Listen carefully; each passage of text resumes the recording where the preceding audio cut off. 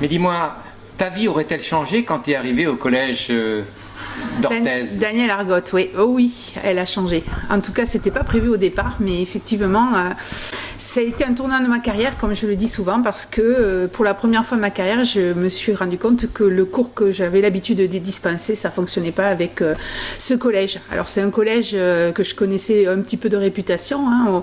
Il avait une réputation qui n'était pas, une image un petit peu ternie, voilà. Et quand je suis arrivée, c'est vrai que j'ai eu un public. Il a fallu que je m'adapte à ce public. Et c'est là que j'ai commencé à opérer ce fameux changement. Alors ce changement, au départ, ça a été compliqué parce que quand j'ai voulu faire ça, j'étais un petit peu toute seule et je ne savais pas surtout ce que je voulais faire. Je voulais changer, mais je ne savais pas quoi. Et j'ai commencé à chercher, à m'informer. J'avais l'idée quand même de mettre en activité les élèves. Voilà, ça c'était ma préoccupation première. Et j'ai commencé à fouiller. Et puis c'est la première fois là où j'ai rencontré Héloïse, hein, enfin Héloïse Dufour, d'Inversons la classe. À l'époque, ça n'existait pas, Inversons la classe. Et Héloïse, je l'ai connue par les réseaux sociaux. Et ça a d'ailleurs été ma première interview. Elle était intéressée par ce que j'étais en train de mettre en place. Et du coup, on a commencé à échanger. Et j'en reparlerai après parce qu'Inversons la classe, ça a eu une grande importance après dans cet accompagnement. Alors, tu vas en savoir un petit peu plus. Oui, parce que tu dis, je change, je rencontre Héloïse Dufour, mais ouais. Que t'a-t-elle apporté? Le soutien. Déjà, elle m'a encouragée. Elle était à l'époque, elle savait un peu plus que moi sur ce qu'on appelait les flip classrooms aux États-Unis. Oui, parce qu'elle les avait rencontrés voilà, aux États-Unis. Ouais, c'est ça, ouais. Et donc, j'ai continué effectivement. J'ai été accompagnée aussi par un inspecteur de l'éducation nationale. Et puis, j'ai très vite mis en place ce que j'appelle aujourd'hui mon protocole. En gros, on peut le résumer en 2 mots. Hein. C'était de faire une bascule des tâches. Donc, tout ce qui était simple, je le poussais à la maison. Et je me réservais les tâches complexes quand les enfants étaient en présence. Et c'est comme ça que j'ai mis un pas dans la classe inversée. Et puis, évidemment, après, j'ai peaufiné cette approche. Et donc... je suis allée jusqu'à la mise en activité vraiment des élèves avec des lancements des fameuses capsules. Alors ça se fait progressivement ou tout d'un coup, comment ça se passe? Non, ça se fait progressivement, on tâtonne, on échoue, on recommence. Essai-erreur. Essai-erreur, exactement. Au début, c'était catastrophique. Hein. Je proposais, en fait, j'avais l'idée de mettre en activité les élèves en classe et donc de lancer quelque chose à la maison avec cette idée de tâches simples. Mais le seul modèle que j'avais de capsules, c'était les capsules américaines, tu vois, avec beaucoup de contenu. Donc je m'appliquais et en fait je me rendais compte que je faisais des cours et c'était pas du tout ce que je voulais. Ouais, c'est-à-dire là tu étais dans la classe inversée caricaturale, ouais. Hein, comme on l'a dit à l'époque. Oui. Les cours à la maison alors structurés voilà, et les exercices en classe. Ouais, alors ça c'est caricatural, mais bon à la fois c'est un modèle qui peut aussi être intéressant. Ça dépend du public que tu as. Moi en tout cas c'est clair qu'en mettant des capsules dites notionnelles, j'allais pas du tout atteindre mes objectifs. Donc je suis partie sur cette idée de mise en bouche, c'est-à-dire de préparation. Donner envie, commencer à aborder la notion, sans la nommer, et puis ensuite, en classe, les choses sérieuses commencent avec la tâche complexe. Voilà. Et donc, mise en activité. Et quand on met les élèves en activité, on développe quelque chose que j'avais complètement négligé pendant des années, c'est la créativité. Parce que les élèves, ils ont en eux de la créativité.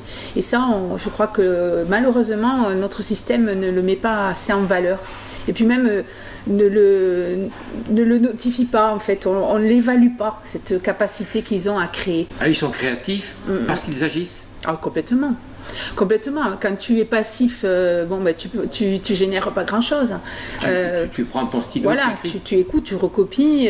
Donc t'es pas créatif. Si, tu peux faire des sketch notes ou des cartes mentales, mais en règle générale, c'est quand même de la prise de notes classique ou recopier une leçon en collège, c'est souvent ça.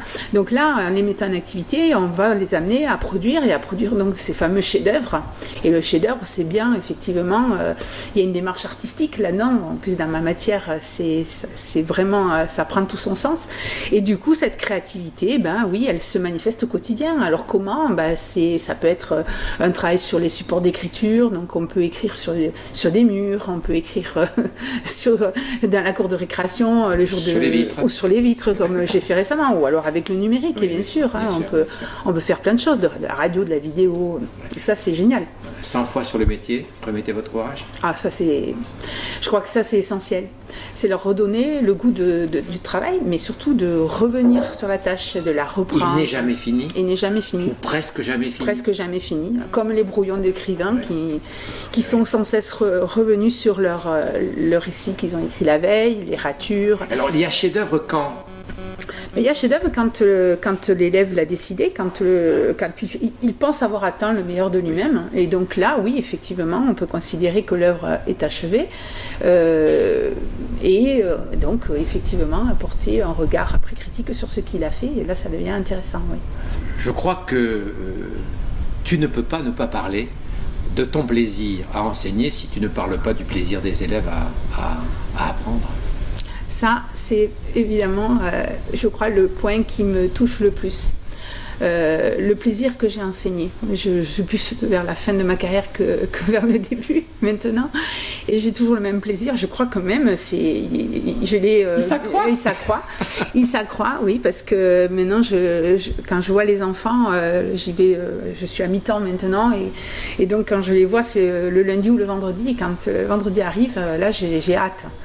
En fait, oui, j'ai du plaisir à travailler avec eux parce que je les vois eux-mêmes prendre du plaisir. Et j'avais pas le temps, avant je posais pas forcément un regard attentif sur ce qu'ils vivent en classe, comment ils appréhendent les choses. Là maintenant, quand ils sont dans la création, ils font pas vraiment attention à moi, ils sont dans leurs tâches. Et là j'ai du temps pour prendre du recul, voir comment ils évoluent. Et c'est là que je vois des choses, je vois des sourires. C'est pour ça que je fais beaucoup de photos. J'aime bien les prendre en train de travailler. Et je trouve que c'est une sacrée leçon qu'ils me donnent. Ils cherchent, ils réfléchissent, ils tâtonnent, quelquefois ils enragent parce qu'ils n'y arrivent pas ou qu'ils ne sont pas satisfaits de ce qu'ils ont produit. Mais tu parles du temps en fait. C'est peut-être un des mots les plus importants. Pour avoir du temps, il faut libérer du temps. Oui. Il faut donc revenir au principe même de ton organisation. Ah bah oui, complètement. Le temps, il est repensé, le temps et l'espace, parce que évidemment c'est lié. Mais oui, le temps, il est repensé, d'abord parce que le fameux temps de parole, il est aussi inversé. La prise de parole du professeur qui monopolisait ce qui était mon cas, 40 minutes sur 55 minutes, c'était à peu près ce que je faisais en moyenne. Maintenant, ce temps de parole, il est vraiment donné aux élèves. Temps alors entre eux, d'échanges entre eux, ou d'échanges avec moi, ou des moments où on met en commun. Mais ça, c'est clair que la prise de parole, le temps accordé à la prise de parole a basculé et a été complètement inversé. Et puis le temps aussi, le temps sur l'organisation de l'année aussi change, puisque comme on n'évalue pas forcément tout le monde en même temps, qu'on travaille par cycle, qu'on travaille par compétences, donc on a aussi un peu plus de temps, on a aussi la possibilité de donner le temps aux élèves de refaire, de revenir. Évidemment, on est quand même borné par l'année scolaire, mais c'est vrai que j'ai un petit peu moins de pression, j'ai organisé mes séquences, je fais mon programme, rien n'a changé, mais j'ai réorganisé mes séquences de manière aussi à laisser plus de temps aux élèves, parce que évidemment le temps d'un cours, quand tu fais cours, ça prend le temps que tu auras choisi, puisque c'est toi qui mènes la danse. Donc si tu veux faire un cours en 1 heure, tu vas le faire. Par contre, quand tu laisses les rênes entre guillemets aux élèves, que tu leur laisses la possibilité d'aller chercher eux-mêmes, d'avoir une démarche d'investigation, là tu peux, tu régules bien sûr, mais ils vont forcément passer plus de temps. Mais pour moi, ce temps-là, il sera plus efficace parce que ça viendra d'eux. Alors, on parlait tout à l'heure d'essais-erreurs, d'élèves en construction de leur chef-d'œuvre. Est-ce que l'enseignant, lui, n'est pas aussi en essai-erreur et en construction de son chef-d'œuvre ? Tout le temps. Oui, c'est clair. C'est une remise en question. Je crois que c'est Madame Bizot-Becchetti qui parle d'enseignant-chercheur. Oui. Et je trouve que c'est tout à fait juste. J'en avais pas vraiment pris conscience au début de ma carrière. Mais oui, l'enseignant, c'est un chercheur. Et il est tout le temps dans la recherche pas de la perfection, mais en tout cas, cette idée de progression, de progrès, de changement, d'évolution. Et est-ce que le chef-d'œuvre existe ? Ça, je ne sais pas. Alors, est-ce que les événements organisés par l'association Inversons la classe contribuent à cela ? Ah oui, alors je t'ai parlé tout à l'heure donc des origines. Moi, en tout cas, grâce à Inversons la classe, j'ai réussi à avoir un réseau grâce aux actions qui sont menées, la CLIS, la semaine de la classe inversée, le congrès. Bon, moi, j'ai rencontré des gens, j'ai eu beaucoup plus de visibilité. Le fait aussi que je partage, que j'ouvre ma classe, ça m'a évidemment permis de rencontrer des gens et du coup de créer des réseaux, notamment au niveau des inverseurs en lettres. Et ça, Inversons la classe est arrivé dans ma carrière à un moment en fait qui était parfait, parce que ce que j'avais pour l'instant eu comme formation, c'était des formations institutionnelles, mais j'avais pas mesuré la force de ce réseau, de ces échanges entre pairs. Et Inversons la classe, en fait, si tu veux, a réussi à organiser tout ça. Voilà. C'est-à-dire qu'il y avait la volonté des enseignants de se former entre eux, mais c'était difficile de l'organiser. Et eux, ils ont réussi à mettre de l'ordre dans ce dynamisme-là qui était là, et ils ont effectivement cadré les choses. Et on le voit, hein, quand on voit les événements, quand on a été au congrès, enfin moi j'ai suivi tous les congrès, j'ai vu le nombre de participants doublé, c'est incroyable, quoi. Ils arrivent à fédérer, à organiser des choses extraordinaires. Et puis un jour, Inversons la classe a convaincu la ministre d'aller voir des enseignants qui inversent, et la ministre a choisi d'aller dans ta classe. Oui, alors là c'est vraiment grâce à Inversons la classe, parce que la ministre avait eu le désir de rencontrer quelqu'un de l'association, et l'association m'a proposé de venir participer à un déjeuner lors du salon de Educatec, Educatis, hein. Et donc j'ai rencontré la ministre lors de ce déjeuner. J'ai évidemment parlé de mon expérience, et elle a voulu tout de suite venir voir ce que ça donnait. Et elle est venue dans la classe voir un projet que j'avais mené avec ma collègue aussi qui inverse, et qui est Aurore Coustala en anglais. Et elle a assisté en fait à une séance qu'on a co-animée avec Aurore Coustala, et ça a été pour nous et pour les élèves un très très grand moment. Alors on voit des enseignants comme toi qui pratiquent, qui reçoivent des formations, qui s'informent auprès des collègues, qui partagent, etc., mais qui deviennent formateurs. Ah oui, bien sûr, oui. Maintenant, ça fait partie de ma deuxième occupation, enfin la classe et la formation. La formation, j'en fais régulièrement. Bon, je suis souvent sollicitée pour aller former des équipes en classe inversée. Et ce qui est génial, c'est que on voit bien que la classe inversée, c'est dans tous les niveaux, hein, de l'école primaire jusqu'à l'université. Et dans toutes les disciplines. Absolument dans toutes les disciplines, hein, lycée professionnel aussi. Dans les CFA, enfin voilà, c'est un sujet qui intéresse beaucoup, et j'ai la chance de pouvoir former des collègues comme ça sur ce sujet. Et la recherche?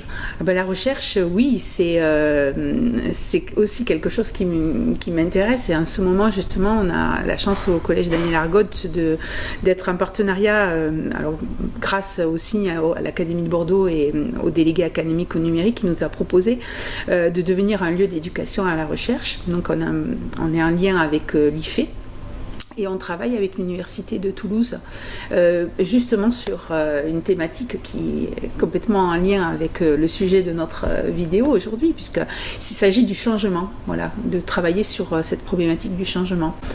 L'accompagnement au changement. L'accompagnement au changement. Changement de pratique. Changement de pratique, changement de la forme scolaire, enfin les espaces, tout ce qui va avec. Bon, et est-ce qu'il t'est arrivé de te dire, voyons, si je regardais en arrière quels étaient mes problèmes quand je suis arrivé dans ce collège, et au regard de cela, quel parcours a été le mien, et est-ce que je peux faire une évaluation, un bilan? Moi je fais mon bilan, ça c'est sûr, hein. Ce que je vois, c'est que le public a évolué, mais je pense que s'il a évolué aussi, c'est grâce à ce qui est proposé dans les classes.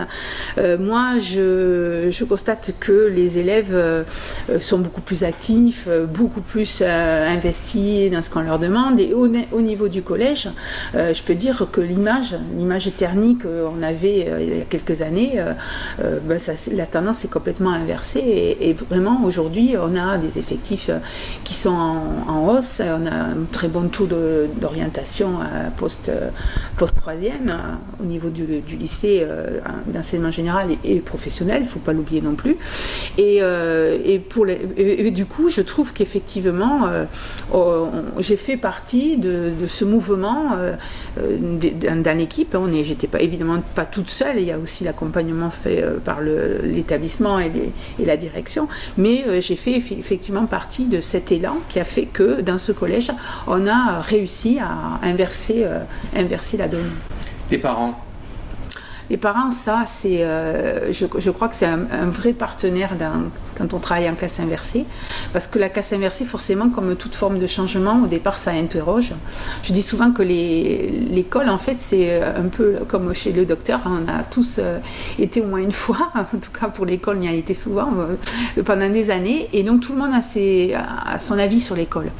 Et ça, c'est vrai que c'est un paramètre qui, pour les enseignants, parfois est un peu délicat, parce que quand on a des parents qui se posent des questions, qui s'interrogent, qui ont des modèles, qui ont des représentations, qui ont leur propre représentation de l'école, quand ils voient arriver et débarquer un prof qui a une façon de travailler un peu différente, ça interroge, ça peut inquiéter. Donc il faut communiquer. Et ça, c'est une de mes préoccupations, c'est-à-dire que même si maintenant, dans mon établissement, je suis connue aussi, je pense, auprès des parents d'élèves, mais je continue à communiquer, c'est-à-dire tous les débuts d'année, je convoque, j'invite les parents d'élèves à venir. Et quelle est ta pratique avec eux? Ma pratique, c'est de ne pas leur expliquer ce qu'est la classe inversée. Ah bon? Non, c'est de les mettre en classe inversée. Ah bon? Voilà. Alors explique-moi comment tu fais. Je leur dis pas au départ, ils arrivent, alors je leur passe une capsule. Ah. Qu'est-ce qu'il y a dans la capsule? Il y a une présentation un petit peu provocante, un petit peu il y a un peu d'humour dedans, voilà. Bon. Et c'est pour leur montrer, pour les éveiller, pour les mettre en appétit. Et puis ensuite, je leur donne quelques outils, alors des productions d'élèves, des vidéos, et j'essaye qu'ils arrivent avec entre pairs, ils collaborent, et puis il y a les élèves avec eux, bien sûr, qui les guident, mais qu'ils arrivent à construire et surtout à construire ce que je vais faire avec leurs jeunes, mais surtout à essayer de comprendre pourquoi je fais ça, qu'est-ce que ça apporte. Et ça fonctionne pas trop mal. Et bon, est-ce que tu as des chiffres dans ton bilan? Je suis une littéraire, alors les chiffres, j'ai un peu de mal, mais effectivement, j'ai... Tu as ouvert tes classes, donc tu peux savoir combien il y a de gens qui sont venus, combien tu as eu d'élèves, je sais pas. Voilà. Alors j'ai calculé, effectivement, puisque vous m'avez un petit peu posé la question, puisque je fais partie de la catégorie des vétérans, dans Inversons la classe. On m'avait mis dans cette boîte-là, et finalement, je m'y sens très très bien. Oui, j'ai calculé, je pense à peu près un peu plus de 80 personnes qui sont passés dans ma classe. Dans le cadre de la CLIS ou autre? Voilà, ou autre, mais surtout dans le cadre de la CLIS. J'ai aussi des gens qui se sont connectés via Skype et qui ont assisté à des cours alors qu'ils étaient à l'étranger. Je relis un peu les chiffres parce que je ne les ai pas mémorisés, mais j'ai à peu près formé 4000 enseignants. Ah oui. C'est quand même beaucoup, hein. Alors c'est vrai que j'ai pas mal fait aussi des formations dans le réseau de l'AEFE, oui. Et notamment au Maroc, dans un lycée, le lycée Descartes, où je suis allée 3 ans à Rabat, voilà. Et là j'ai eu beaucoup d'enseignants qui sont venus être formés à la classe inversée. Et puis j'ai eu aussi la chance d'avoir beaucoup de personnes qui me suivent sur Twitter, à peu près 5000 personnes, où je partage tous les jours. Alors, toujours, évidemment, c'est un lien avec ma pratique et donc la classe inversée. Et puis, j'ai aussi calculé le nombre d'élèves qui ont été impactés, mais il faudrait refaire les calculs, parce que ça fait 8 ans maintenant. Alors, j'ai compté à peu près... 300 élèves, mais je pense il doit y avoir un petit peu plus, parce que si tu avais 3 classes à peu près, combien tu avais 3-4 classes? 3 classes. 3 classes, ça fait une centaine, 90, une centaine, ça fait 800. Ça fait 800, ça fait pas 300, ça fait un peu plus. 800, voilà. Donc ça fait beaucoup de monde quand même. Et ça, multiplié par le nombre de collègues inverseurs. C'est ça qui est important. En fait, c'est la force d'Inversons la classe, cette énergie, c'est l'énergie qu'a l'association, c'est d'abord de laisser la parole aux enseignants, de les aider à organiser, et ensuite de bien se rendre compte que quand un professeur inverse, et ben forcément ça va diffuser déjà au sein de son établissement. Moi je vois dans mon établissement, il y a des collègues qui sont venus à la pratique la casse inversée, qui ne connaissaient pas, et c'est parce que j'ai commencé que j'ai pu en échanger avec eux, et du coup ils s'y sont mis. Donc déjà ça a à peu près 2-3 enseignants par établissement, je crois, au niveau des statistiques. Et ça aussi, il faut se rendre compte qu'un enseignant, ça touche à peu près 70 élèves par an. Donc on multiplie par le nombre d'inverseurs aujourd'hui, c'est énorme. Oui, l'association a formé 14 000 enseignants. 14 000 enseignants, oui, donc voilà. c'est... Bon, écoute Marie, je pense qu'on a fait le tour un petit peu mais pas de ta carrière, parce qu'elle n'est pas finie, t'as encore quelques temps à donner quand même, parce qu'aujourd'hui tu vas t'investir aussi dans la formation, c'est ça? Oui, tout à fait, oui. Là en ce moment, ce que je fais, c'est que j'accompagne en fait une école sur Paris, ou une école post-bac, où les élèves, où les formateurs ont envie de changer leur posture, et je les accompagne dans ce... Formation de formateurs. Voilà, c'est ça. Merci beaucoup Marie, à toi. Merci.